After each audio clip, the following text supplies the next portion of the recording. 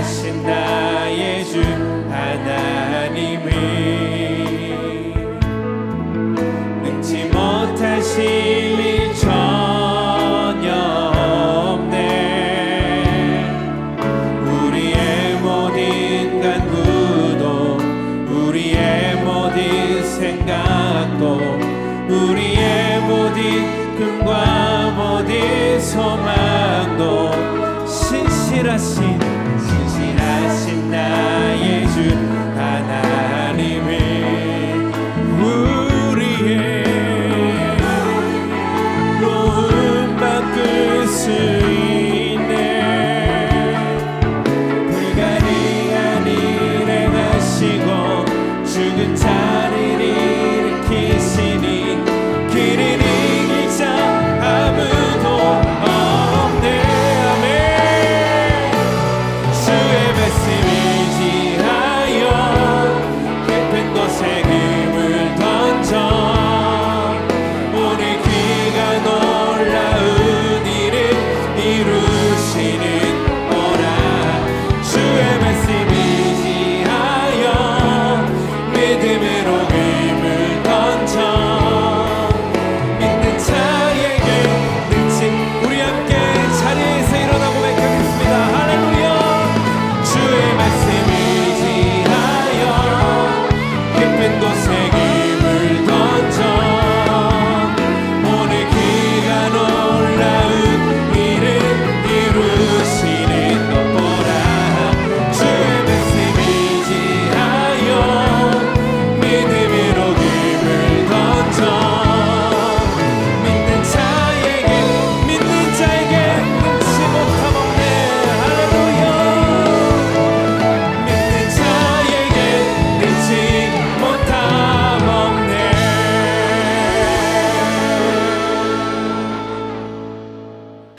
꿈꾸는 것 같았도다 라는 제목으로 하나님 말씀 나누겠습니다. 중앙아시아 카자흐스탄 고려인 마을을 방문했을 때 우리를 안내해주고 반겨주신 분은 선교사님이 계셨습니다. 여자 선교사님이. 연세는 한 80 가까이 되어 보시는데 굉장히 건강하게 보였습니다.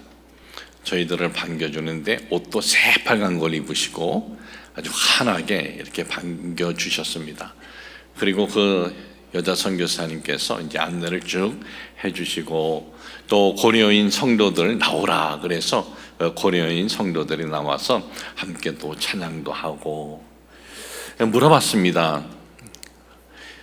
이 카자흐스탄은 무슬림인데 이슬람 국가인데, 나라가 이슬람 국가입니다. 이슬람 국가인데 어떻게 이곳에 오시게 되었습니까? 라고 했더니 자기와 자기 남편이 미국에 살았는데 러시아에 하나님께서 소명을 주셔서 러시아에 가서 그곳에서 선교를 했다라는 거예요. 근데 그곳에서 선교하는데 남편이 갑자기 하나님의 부르심을 받았다라는 거예요. 남편은 하나님의 부르심을 받고 그러면 자기는 다시 이제 미국에 자녀들도 있으니까 미국에서 가서 살까 하는데 하나님께서 그 마음에 남은 인생 또 이제 혼자인데 남은 인생 얼마나 되겠느냐, 그 남은 인생을 하나님 앞에 드리면서 살라는 그런 그 마음에 그런 소원이 일어났대요. 그런 소원이 일어나고 저는 러시아 말도 못합니다. 뭐 영어는 좀 하지만 그런데 러시아 말 못해도 영어 하면서 한인 말을 하면, 한국말을 하면은 복음을 전할 곳이 있다. 그것이 바로 이 카자흐스탄 이 고려인들에 대해서 누군가 연결해줘서 이곳까지 오게 되었다라는 거예요. 그러면서 목사님, 저는 그 어디도 후원하는 받은 데도 없고 그냥 남은 삶을 여기서 저들에게 복음을 전하다가 살면 저는 그것으로 충분합니다 하면서 굉장히 아주 밝게 웃으면서 그러시는 거예요. 그래서 그 선교사님 잠깐 모시고 교회에 들어가서 함께 기도도 해드리고, 또 제가 좀 가져갔던 달러도 이렇게 전해드리고, 한국에 혹시 나오게 되면은 연락을 해주시면 좋겠다라고 그렇게 말씀도 드렸습니다. 참 가는데 5시간, 오는데 5시간, 또 그 고려인 마을에 들어가니까 고려인 국수를 준다 그래서 좀 기대를 했습니다. 그런데 이게 국수인지 뭔지 참 맛도 참 좀 특별했습니다. 그리고 그 버스에 오고 가는 그 기간이 말이 10시간이지 왕복 굉장히 힘들었지만, 그 고려인 마을에 가서 우리 고려인들이 이곳에 오게 된 그 내용들을 박물관에다가 쭉 쓰는 것들을 보니까 정말 참 이곳에 처음 왔을 때 진짜 힘들었겠구나, 정말 아주 피눈물이 나왔겠구나 하는 그런 마음들이 들었습니다. 그리고 우리를 환영해 준 고려인 2세들이겠죠. 88년 전에 그 땅으로 강제 이주 와가지고 그 다음에 자기 아버지, 어머니, 또 한국말도 좀 하는 분들도 꽤 계셨고 모르는 분도 계셨어요. 근데 저희 한국에 대한 내용을 들어서 그런지 저희들을 굉장히 부러워하는 눈치였어요. 같은 한국 사람인데, 나도 같은 한국 빗줄인데 저 한국에서 온 저들에 대해서, 우리들에 대해서 굉장히 부러워하는 마음을 가졌고, 그리고 이 카자흐스탄에 보니까 택시들이 있는데요, 우리나라 택시 똑같은 것들이 있는 거예요.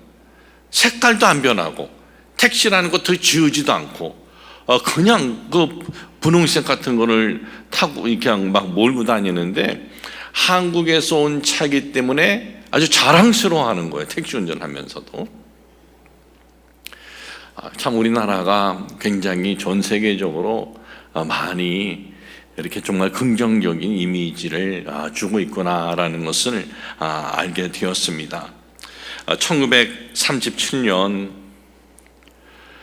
연해주 블라드 보스코트 이 러시아 영토죠. 이 연해주에서 중앙아시아까지 한 6,500km가 되는데, 화물 칸에다가 사람들을 다 짐짝처럼 실은 거예요. 화물 칸에다가 사람들을 짐짝처럼 실어가지고 한 달 이상을 기차로 이동을 시키는 거예요. 한 24시간에 한 2번 정도 잠깐 역에 세워준다 그럽니다. 그러면 어떤 일이 벌어집니까? 화장실로 뛰어가는 거예요. 화장실로 뛰어가다가 화장실 가지 못하고 길거리에 일 보는 사람, 화장실 딱 가면은 쭉 줄 서 있기 때문에 그걸 참지 못하고 일 보는 사람, 또 어떤 사람들은 아예 그 화물칸 안에서 그릇에다가 대소변을 보기도 하고, 그 한 달 동안 이동하면서 갑작스럽게 강제 이주를 시켰기 때문에 뭐 가지고 나온 게 없는 거예요. 그래서 많은 사람들이 한 달 동안에 이동하면서 굶어 죽었대요. 그리고 그 한 달 동안 기차 안에서 이동하면서 전염병, 홍역 같은 뭐가 좀 보이면 기차가 가다가 강 있는데 그런 데 갈 때 그냥 던져버렸대요, 사는 사람을. 참 정말 사람이 살면서 기본적으로 사람들이 살면서 아주 작은 어떤 기본적인 어떤 작은 인간이 살면서 할 수 있는 일도 전혀 못하고 살았다는 거예요. 참 도대체 그러면 왜 그 소련의 스탈린은 왜 그렇게 우리 고려인들을, 연해주에 있는 고려인들을 그 황무지로 보냈을까? 거기에 대해서는 세 가지가 이렇게 이유가 있는데, 첫 번째는 일본 첩자, 이제 제2차 세계대전이 이제 시작이 되면서 일본 첩자들이 들어와 가지고 나 고려인이다 라고 하면 알 수가 없다라는 거예요. 마치 우리나라가 예전에 눈 크고 코 크면 코쟁이 해서 이게 뭐 미국 사람인지 이게 뭐 러시아 사람인지 이게 이탈리 사람인지 구분이 안 되듯이 이 일본인이나 한국인이 구분이 안 되는 거예요. 그리고 고려인들의 국적은 어디 국적이냐? 무국적자로 되어 있는 거예요. 그래서 일본 스파이들로 인하여 이 소련이 좀 어려움이 있을 것 같다 그래가지고 보냈다라는 거예요. 그게 있고, 또 하나는 고려인들의 규모가 점점점 커지는 것이 걱정이 되었다라는 거예요. 이 연해주라는 것이 이 한반도 인근에 있기 때문에 그 한반도 인근에 그 연해주에 저 고려인들의 숫자가 점점점 늘어나서 여차해가지고 이 고려인들이 나중에 어떤 변화가 생겨서 일본의 식민지로 있지만은 나중에 어떤 변화가 생기면 전부 고려인은 하나가 될 텐데 해서 이 숫자로 인해서 그래서 그것이 걱정이 돼서 보냈다라는 것도 그런 얘기도 있고, 또 하나는 농업. 이 중앙아시아가 전부 러시아 영토였거든요. 뭐 키르기스탄, 우즈베키스탄, 뭐 전부 다 카자흐스탄, 그 당시는 다 이 소련 영토였어요. 그곳에 이 고려인들은요 농업을 너무나 잘하는 거예요. 농사를. 그곳에 그 농사 정책을 펴기 위해서 보냈다라는 내용도 있는데 이건 아닌 것 같아요. 왜냐하면 그곳에 농사 그 정책을 위해서 보냈다면은 농기구를 줘야 될 거 아니에요. 또 먹고 살 수 있는 어떤 거처지도 줘야 될 거 아니에요. 하나도 준 것도 없어요. 그냥 한 달 동안 기차에 사람 17만 2천 명을 때려 실어놓고 중앙아시아 초원에 던져놓고 알아서 너희들 살라고 그런 거예요. 그래서 처음 가서 농사를 짓는데 손으로 땅을 팠답니다. 손으로 땅을 파고 밭을 갈고 그렇게 농사를 지어서 사는데 밤이고 낮이고 정말 일밖에 안 했다라는 그러한 고백이 있습니다. 이 강제 이주하기 전에 반대 목소리 낼 만한 지식인들은 2,600명은 그냥 총살시켜 죽여버렸고, 다 고려인들이죠. 그래도 또 거기에는 또 아주 그 눈물겨운 그러한 또 휴먼 드라마도 있어요. 휴먼 드라마. 그게 뭐냐면 연해주라는 곳은요 해외 독립운동 가장 왕성하게 한 지역입니다. 연해주라는 곳이 소련 영토에서 독립운동을 왕성하게 했죠. 그래. 그리고 한인들은 뿌리를 잊지 않으려고 학교를 세웠어요. 고려사범대학, 조선사범대학. 그리고 조선인들의 그 문화를 잊지 않으려고 조선 극장도 세워서 배우들이 이제 연극도 하고 조선 라디오도 세웠어요. 당시 소련은 일본의 우리 민족 독립운동 하는 것을 묵인을 했습니다. 눈물겨운 휴먼 드라마는 뭐냐 하면은 우리 한인 학생들은 무조건 다 잡아가지고 모든 이 고려인들은 다 추방을 하는데 고려 사범대학 교수 5명이 자발적으로 강제 이주 열차를 탔다라는 거예요. 사범대 학장, 유대인인데 이 사범대 학장, 내 제자들만 보낼 수 없다.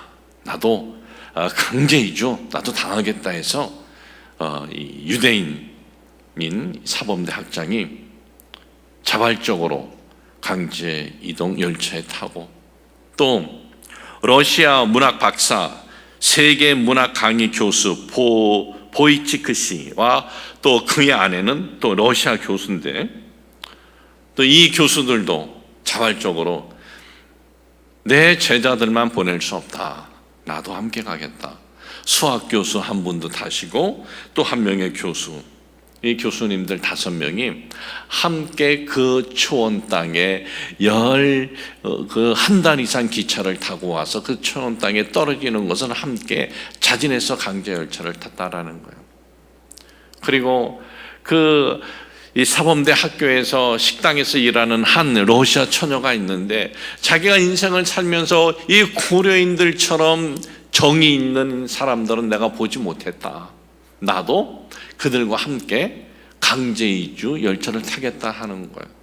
그 러시아 부모가 말리고 지인들이 말려도 그걸 다 뿌리치고 강국한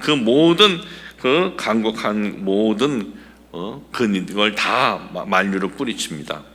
그리고 강제 이주 열차를 타고 카자흐스탄에 들어가 고려인들과 끝까지 함께 했다라는 그러한 내용도 쓰여져 있습니다. 그러니 참 그렇게 초원 아무것도 없는 곳에 맨손으로 와가지고, 병원도 없죠, 거처할 곳도 없죠. 그래서 땅을 파서 땅굴 들어가서 살았다는 거예요. 약도 없죠. 그러니까 연약한 아이들 막 죽어나가죠. 또 노인들도 죽어나가죠. 정말 사람이 살면서 가장 비참한 것은 이거다라고 할 정도였다라는 거예요. 도대체 왜 우리 고려인들에게 이런 아픔이 있습니까? 무국적자였기 때문에, 나라가 없기 때문에 그런 거예요. 나라는 일본의 식민지가 되었으니 조선인이라는 그 국적을 쓸 수도 없고 사라진 거예요. 무국적자이기 때문에 어디 가서 하소연도 못하고 그 누구도 돌봐줄 수가 없는 거야.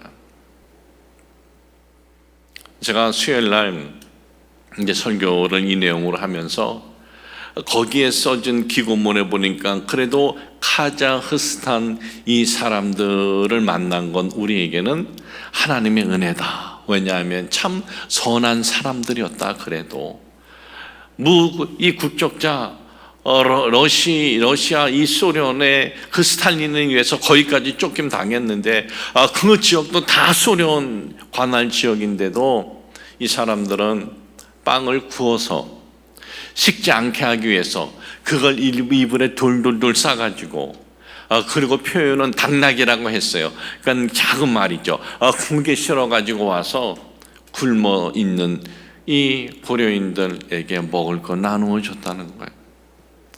나누어지고, 그리고 여인들과 아이들은 그냥 거기 도착하자마자 펑펑 울었다는 거예요. 우리를 이곳에 죽이려고 보냈구나. 우리를 이곳에 죽이려고 보냈구나. 참 그렇게 우는 여인들과 아이들을 이 카자흐스탄 사람들이 와서, 여인들이 와서 함께 울어주고 안아주고 했다는 거예요. 참 그런 사람이라도 만날 수 있게 된 것을 그렇게 그대로 써놨더라고요. 하나님의 은혜다. 그 힘든 가운데서도 조금이라도 자기에게 도움된 것은 하나님의 은혜다라고 고백을 했다라는 것이 정말 하나님을 섬기는다는 것이 정말 이것이 우리에게 유익이구나. 왜냐하면 그런 환경에서 무슨 은혜라는 소리를 하겠어요?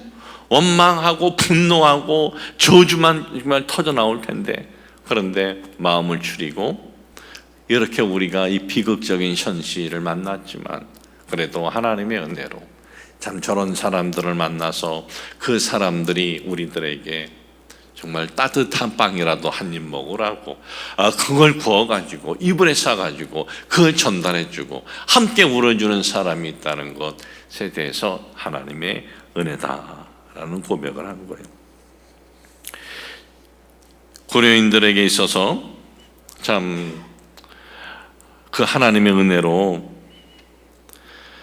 성육하고 번성하라 라는 이 하나님의 정말 이 말씀대로 강제 이주된 이 치욕의 비극은 잊을 수 없지만 17만 2천 명, 그것도 이동하는 가운데 수많은 사람들이 죽어나갔고 도착하면서도 수많은 사람들이 죽어나갔는데도 지금은 50만 명이 넘게 이르는 것은 하나님의 말씀대로 성육하고 번성하라는 그 하나님의 말씀이 이루어졌다라고 고백을 하고 있습니다. 참 지금은 그런 고백도 하고 또 이 카자흐스탄에서는 정말 영향력 있는 많은 사람들이 고려인 출신들이라는 거예요. 큰 부를 가진 사람도 고려인 출신들이고 지금은 그런 고백도 하고 그런 자부심도 갖고 있지만은 그러나 나라가 일본에 빼앗겼을 때 무국적자였을 때 저들이 당한 아픔은 말로 할 수 없는 그런 아픔을 당한 거예요. 왜 그런 치욕을 당하고 그런 비극을 당합니까? 나라가 없었기 때문에 그래요. 보호해 줄 수 있는 조국이라는 울타리가 없었기 때문에 그래요. 조국이 있었다면 조국이 소리라도 내줄 텐데 그렇게 억울하게 죽어가도 비참하게 죽어가도 그 어디 가서 하소연도 못하고 그 어디 가서 분노도 표출할 수가 없었다라는 거예요. 우리는 광복 80주년을 맞아서 일본 식민지에서 자유와 해방, 주권을 회복해 주신 하나님의 은혜에 우리가 감사 예배를 드리는 것도 중요하지만 무엇보다 우리가 잊지 말아야 될 것은 우리 민족에게 두 번 다시는 그런 아픔, 무국적자라는 그러한 정말 비참한 아픔, 그리고 나라가 힘이 없어가지고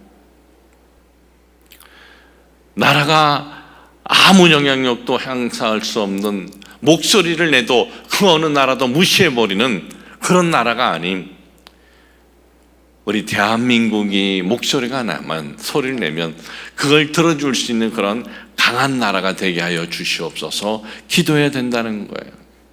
앞으로 이 민족, 우리 민족이 지금 군사적으로는 세계 5위고 경제적으로는 세계 10위권에 든다는데 이 민족 참 이렇게 세워주신 하나님께서 참 이렇게 세워준 이 은혜를 잊지 말고 이 민족의 그 영향력이 더 선하고 더 강하게 뻗어갈 수 있도록 기도해야 되는 거예요. 오늘 읽어드린 내용은 시편 126편, 유대인들이 지켜야 할 3대 절기가 있습니다. 6월절, 일주일 동안 지키는 절기입니다.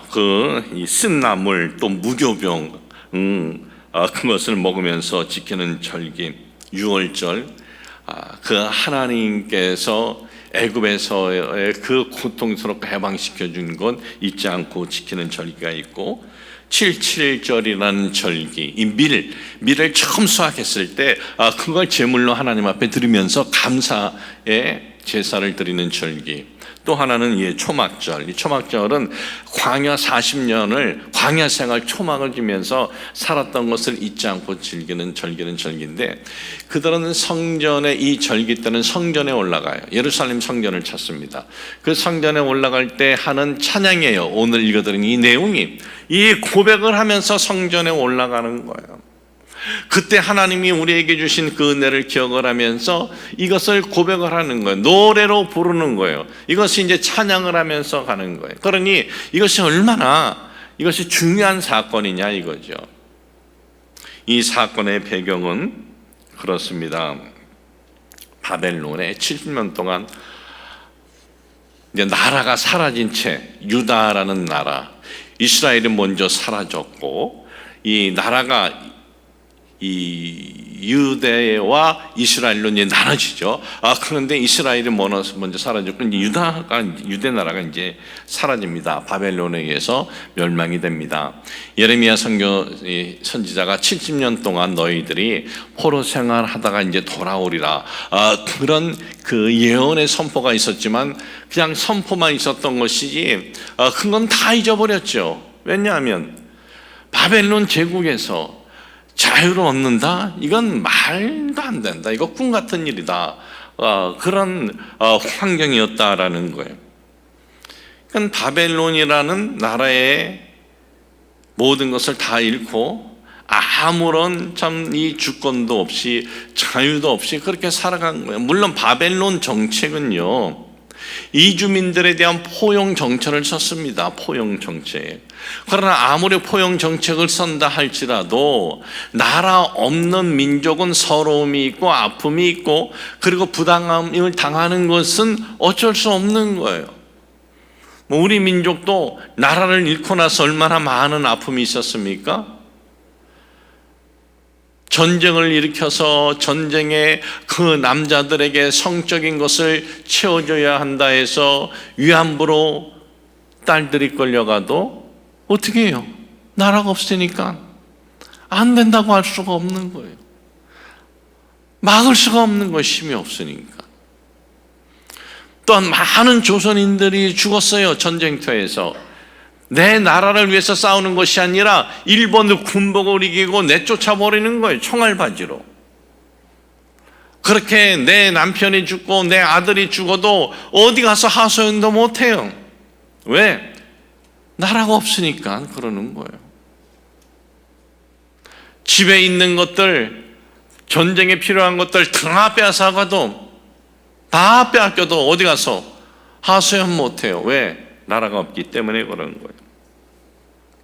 참 하루하루가 사는 게 사는 것이 아니었다라고 해도 참 과언이 아닐 겁니다. 유다 민족도 다른 나라에 빼앗겨서 70년을 그렇게 서러움 가운데 살고, 우리 민족도 일본의 나라를 빼앗겨서 서러움 가운데 살고 36년 동안 그러다가 해방을 맞이했어요. 근데 유대 민족은 해방을 맞이하니까 꿈꾸는 것 같았다는 거예요. 이게 꿈이냐 생시냐. 그러니까 해방될 수 있는 어떤 그 환경들이 조성된 곳은 아무것도 없었다는 거예요. 아무런 그 해방될 수 있는 여건들이 없는데 해방이 되었어요. 자유가 선포되었어요. 너의 고향 땅으로 가라. 너의 민족을 다시 세워라 그런 거예요. 그러니 그 기쁨이 얼마나 다했겠습니까? 정말 입이 그 기쁨으로 어쩔 줄 모르는 거죠.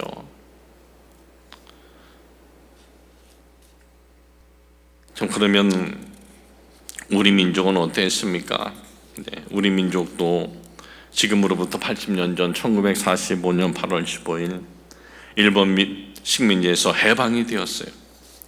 36년 동안 식민지였을 때는 우리 부모님들이 지어준 성도 못 쓰고 이름도 못 썼어요. 우리 언어도 못 썼어요. 우리나라 내려오던 문화는 다 끝났어요. 민족의 역사도 지워지고 문화도 다 지워졌습니다.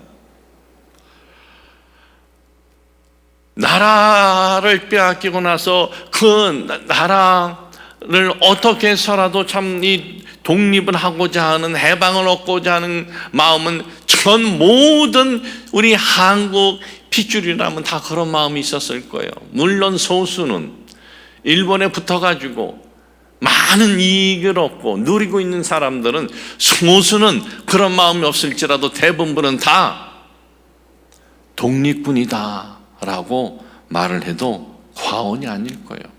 독립군이 뭐예요? 나라의 독립을 꿈꾸는 사람이 독립군 아닙니까? 그 독립군들 중에 어떤 독립군은 행동을 하다가 죽임을 당하고 핍박을 당하기도 하고, 또 어떤 이들은 행동으로 자기 전 재산을 바치기도 하고, 그리고 그 일본 제국에 의해서 나라를 빼앗긴 이 한반도 땅에서 투쟁을 하던 이들도 있었고 해외에서 투쟁을 하던 이들도 있었고, 한국 사람이라면 독립을 꿈꾸는 사람들은 다 독립군이었던 거예요. 그런 꿈과 그런 바람들을 다 갖고 있었던 거예요.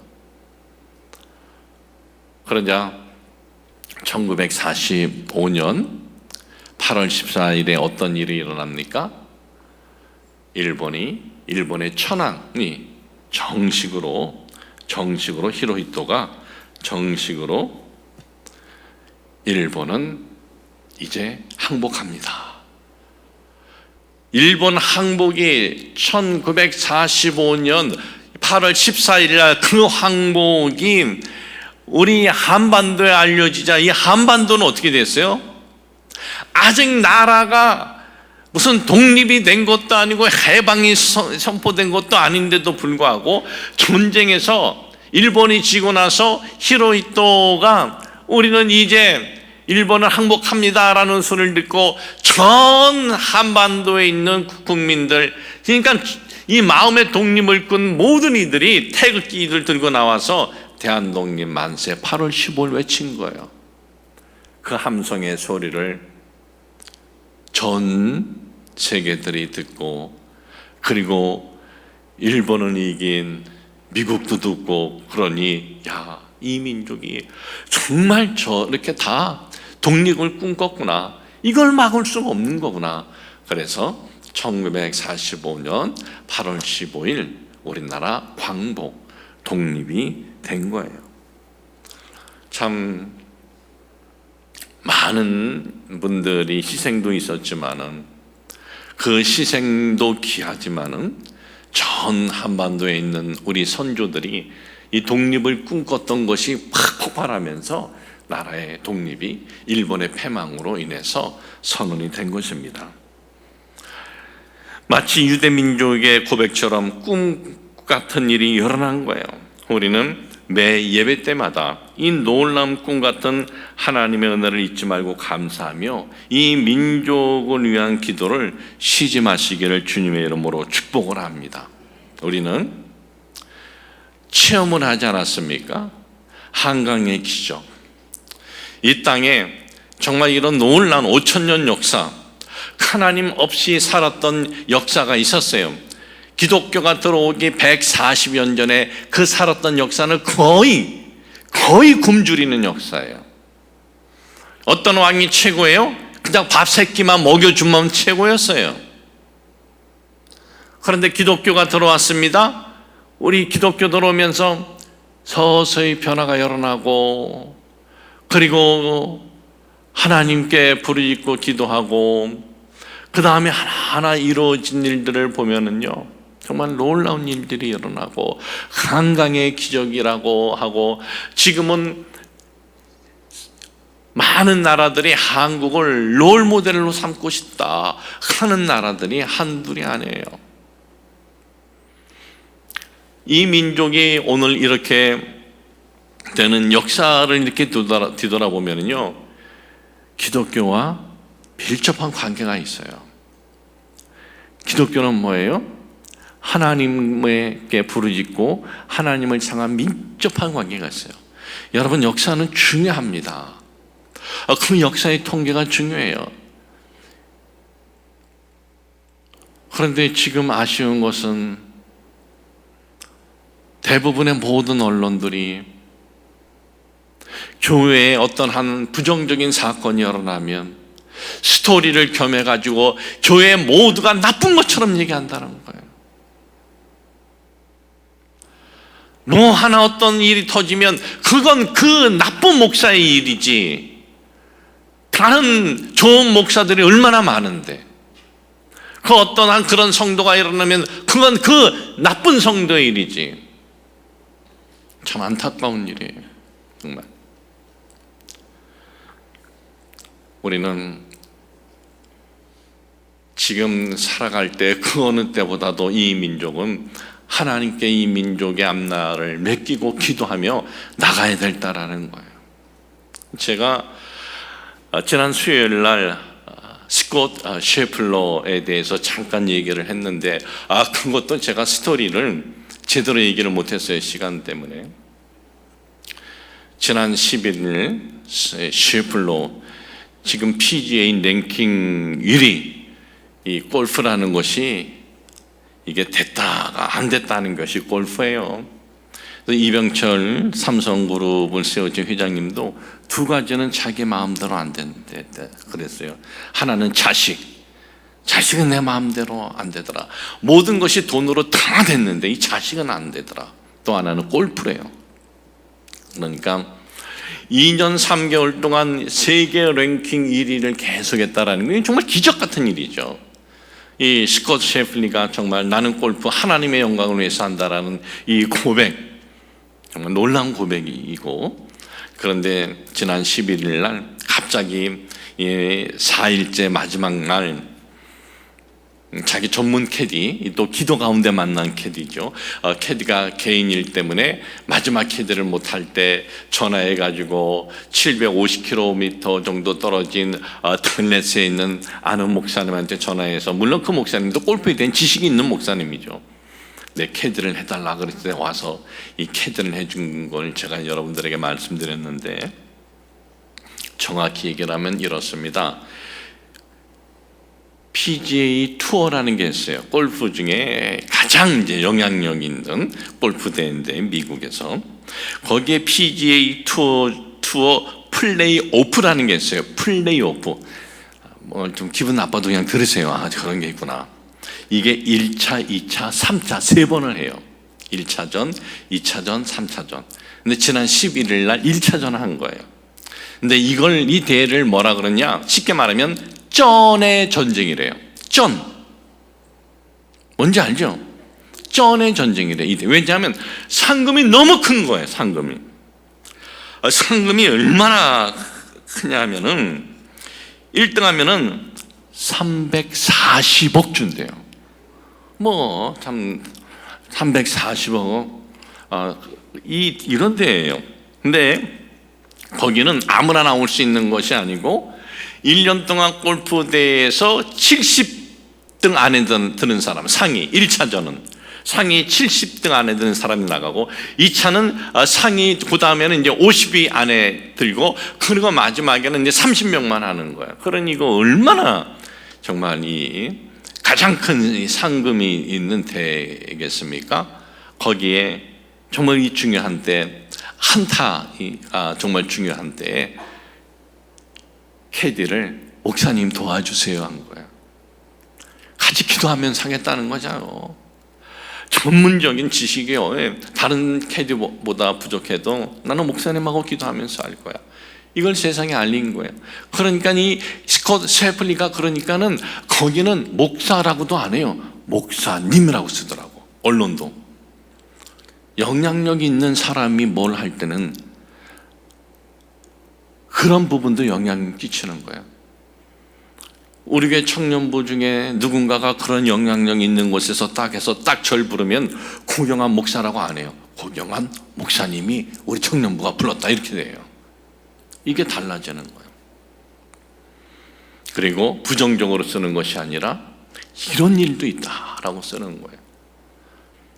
제가 오늘 하고 싶은 것은 아무리 쩐의 전쟁이라도 나는 쩐의 전쟁에서 내가 더 많은 쩐을 벌겠다라는 것이 아니라 나는 기도하는 목사님을 통해서 하나님이 나에게 지금까지 체험을 주셨기 때문에 나는 기도하는 목사님과 함께 이 일을 한다, 이 일을 통해서 하나님께 영광 돌립니다 라는 것을 보여준 거예요. 알려준 거예요. 여러분, 하나님께서 이 민족 참 이렇게 큰 은혜를 주셨습니다. 하나님이 주신 겁니다. 하나님 이 민족 더욱더 하나님 은혜 주시옵소서, 지켜주시옵소서, 정말 나쁘게 되지 않게 하여 주옵소서. 이 기도가 끊이지 않기를 주님의 이름으로 축복을 합니다. 하나님 아버지, 80년 전 이 민족을 하나님께서 일본의 식민지에서 자유를 주고 해방을 주셨습니다. 그리고 80년 흐르면서 이 민족에게는 전쟁의 아픔도 있었지만 전 세계적으로 경제적으로 10위권, 또 군사적으로 5위권으로 이제는 대한민국 국민을 어디 가더라도 무시하지 못하는 국민이 되게 하여 주셨고, 제가 이민 갔을 때만 해도 대한민국 여권을 가지고는 그 어디도 갈 수가 없었지만은 비자 없이는 지금은 전 세계에서 가장 영향력 있는 여권이 되었습니다. 5,000년 이 나라 역사에 기독교가 들어오기 전에는 그저 하루 세 끼 먹는 것만 해도 정말 최고다라고 했지만은 복음이 들어오고 나서 지금까지 이 민족에게 일어난 일들은 말로 다 표현할 수 없는 놀라운 축복이었습니다. 우리는 그러한 체험이 있습니다. 그러한 간정이 있습니다. 그 하나님을 바라보고 의지하고 기도하며 우리가 우리 민족과 또 우리 민족의 미래 세대들을 위해서 기도하기를 멈추지 않게 하여 주옵소서. 하나님만을 바라보게 하여 주옵소서. 예수님의 이름으로 기도합니다. 아멘.